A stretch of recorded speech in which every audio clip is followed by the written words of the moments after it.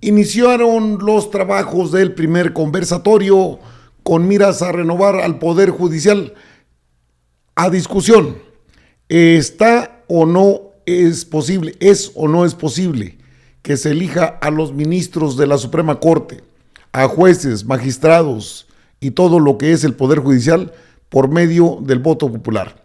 El Poder Judicial está extralimitado, está en serios problemas porque tiene ya problemas de credibilidad, pero bueno, pues tiene sus defensores. Ahí estuvo Diego Valadez en ese conversatorio, señalando que sí se toca, cualquier poder se puede tocar, pero que debe ser para mejorar, siempre la salidita, pero hubo otros puntos de vista muy interesantes. ¿Por qué es importante tocar al Poder Judicial y una reforma de fondo? Bueno, porque tiene que entenderse de dónde dimana el poder.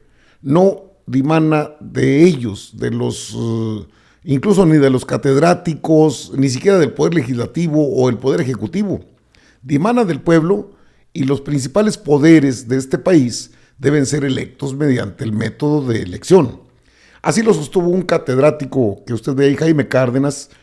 Juan Ramiro Robledo también habló del tema. Desde luego, Diego Valadez, bajo el criterio de que no se puede ciudadanizar una elección de este tipo.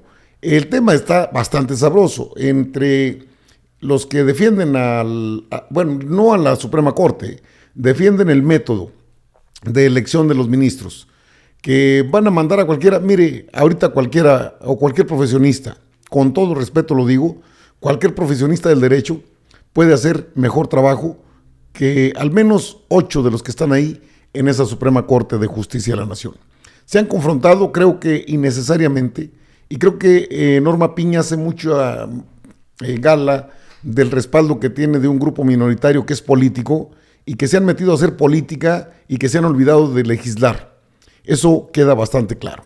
Y así se ha expuesto en este conversatorio que se realiza en la Cámara de Diputados y que me parece muy importante porque en las redes sociales, en medios de comunicación, la Corte no se toca, de veras no se toca.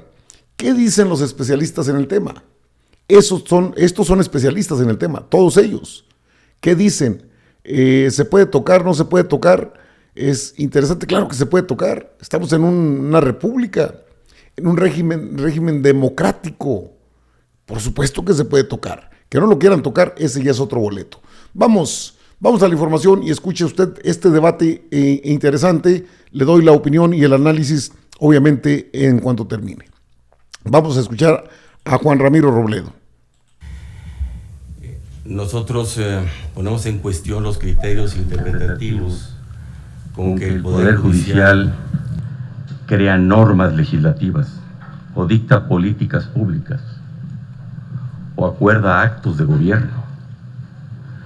Eso afecta a toda la administración pública de los 3 órdenes de gobierno. Parecería que vamos encaminándonos con el sistema de justicia que se ha diseñado en las últimas décadas a lo que se llama un gobierno de los jueces que por sí mismo desborda los principios torales de la Constitución. Todas estas cosas las queremos poner a revisión junto con ustedes y demás mexicanos. En primer lugar, nos interesa discutir la supremacía de la Constitución sobre el orden jurídico internacional y todo lo que eso implica, incluyendo desde luego los tratados que ha firmado México. Nos interesa que se discuta instituir de una manera enfática que el interés público, el interés social, debe prevalecer sobre el interés privado y más cuando tiene simplemente características económicas. Queremos poner a discutir que los alcances de los derechos que salen a partir del artículo 1 constitucional son referidos a las personas físicas y que desde luego siempre deben respetarse las salvedades que nuestra propia Constitución impone como marco límite a ese artículo 1 constitucional. Nosotros queremos proponer que se quite el uso político al juicio de amparo, que se marquen con precisión las excepciones para invocar el interés legítimo al demandar el amparo, que los medios de impugnación y las suspensiones en materia de leyes de facultades exclusivas de los poderes constitucionales o acciones comprendidas en el Plan Nacional de Desarrollo, que es el plan de gobierno electo para imponerse, para realizarse por una persona que haya ganado una elección, debe ser acotado, precisado. También se pueden atribuir otras facultades constitucionales a la Corte para no dispersar el control de la constitucionalidad tanto como se dio en la última década. Bueno, pero aparte, Jaime Cárdenas, que es investigador en la UNAM y que es un maestro del Centro de Investigaciones Jurídicas de la UNAM, señaló esto respecto al tema que abordan y que es el conversatorio respecto a quienes deben tocar a estos poderes. El por qué la elección de los ministros debiera deberse al voto popular. En una sociedad democrática, todas las autoridades, por lo menos las autoridades fundamentales del Estado, los titulares de los poderes, los titulares de los órganos constitucionales autónomos a nivel federal y en los estados de la República y a nivel municipal también, en ese nivel las autoridades fundamentales deben tener un origen democrático. Y ese origen democrático no es porque lo diga yo, sino porque está contenido o deriva ese principio o esa obligación de tener un origen democrático en el artículo 39 de la Constitución, en el principio de soberanía popular. Todo poder dimana o debe dimanar del pueblo, debe tener un origen popular, todo poder público. El orden jurídico también, el orden jurídico debe tener un origen y un fin democrático. El derecho no es una cuestión de especialistas, como muchas personas en mi profesión consideran. No es el tema de la ciencia del derecho, ¿no? El derecho debe tener un origen profundamente popular y democrático y una finalidad democrática. El tema es que en México y en el mundo hemos elitizado el derecho y el orden jurídico.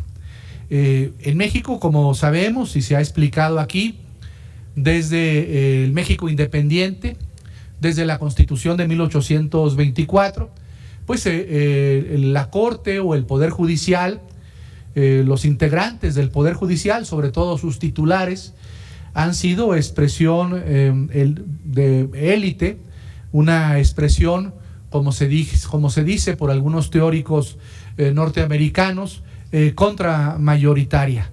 En México, el Poder Judicial, inspirado en el Federalista de Madison, en el paper 51 de Madison, pues se diseñó desde la independencia como un mecanismo, como se dijo aquí en esta mesa, para defender los derechos de la minoría. Es decir, el Poder Judicial y los titulares de ese Poder Judicial son un instrumento de defensa de las minorías, pero respecto a los derechos y a las posturas, a los intereses, a la voluntad de las mayorías.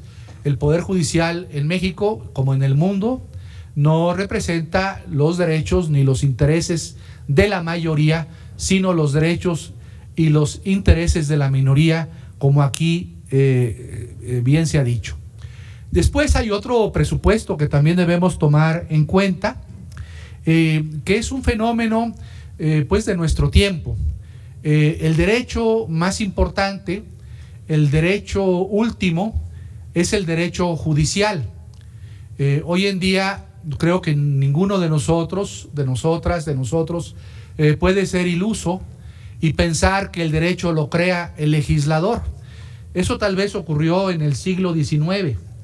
En el siglo XX, finales del siglo XX y en nuestro tiempo, el derecho es creado por las Cortes Supremas, por el Poder Judicial. Esto es una realidad, ¿no? Me da tristeza decirlo, pero es una realidad. Porque lo que hace el legislador, como estamos viendo en México, es revisado por el Poder Judicial, y el Poder Judicial, sobre todo su máxima instancia, define el alcance de los derechos humanos, define el alcance de los principios democráticos. El Poder Judicial dice hasta dónde llega el derecho. Entonces, como ustedes ven, se trata de un poder inmenso el que tiene el Poder Judicial y en particular la Suprema Corte. Uno de los elementos del principio de división de poderes es que exista paridad entre los poderes, pero yo me pregunto si hoy en día existe paridad entre los poderes. ¿Puede considerarse el poder legislativo en paridad con el Poder Judicial? Pues a la luz de lo que está ocurriendo, yo no encuentro ninguna horizontalidad ni ninguna paridad, porque el Poder Judicial revisa y anula muchos de los actos del Poder Legislativo. Muchas leyes son expulsadas del sistema jurídico.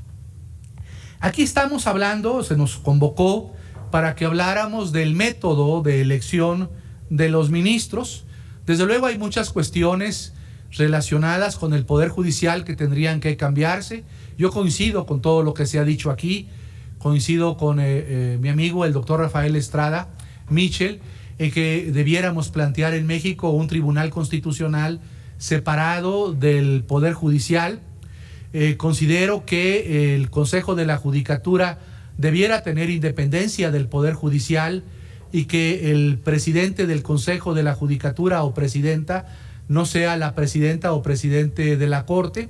Creo que los mandatos de nombramiento de los presidentes de la Corte o del Consejo de la Judicatura debieran ser menores, como propuso el doctor Valadez, de 1 año. En fin, yo en todas esas cuestiones creo que tengo coincidencia con lo que dijeron mis colegas, pero no quiero hablar de otra cosa, no quiero incurrir en la falacia del arenque rojo, ¿no? O de la pista falsa.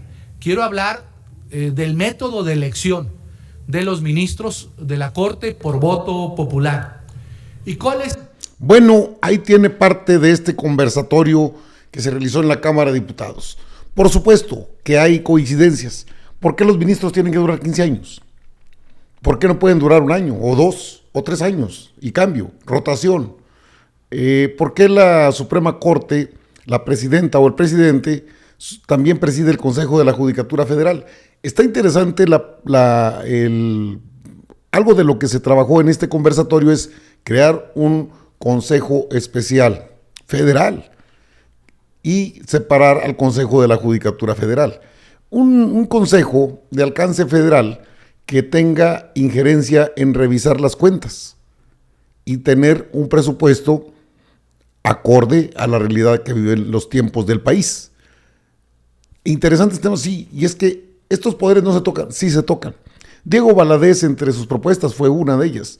¿Por qué tienen que durar tanto tiempo? ¿Por qué que no es posible que duren 2 años, 1 año, 3 años? Claro que es posible. Y claro que el poder se toca, cualquiera de los poderes, o que no han tocado al Poder Ejecutivo.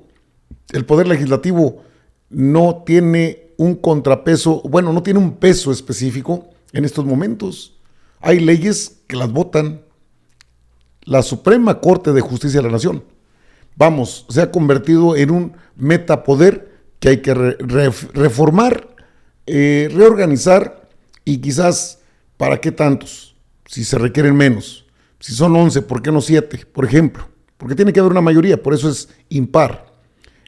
Mayoría para definir cualquier tipo de situación jurídica. Pero ahora votan leyes, legislan, le ganan el parpadeón a los senadores. ¿Es esta la división de poderes? No. La división de poderes debe ser en equilibrio y de acuerdo a cada uno de sus facultades. Y este poder, el judicial, es ahorita motivo de análisis en la Cámara de Diputados. ¿Hacia dónde?